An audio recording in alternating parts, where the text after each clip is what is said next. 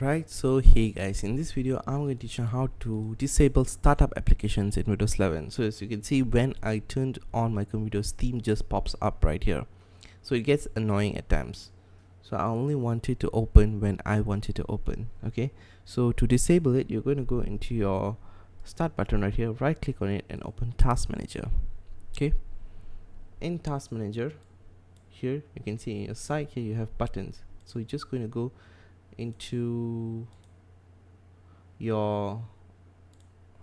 the thing that shows as a meter as a sign. Okay, it says startup apps. Okay, so we're going to go into there and you can see Steam is enabled for me, so I'm just going to click on it and click on disable right here.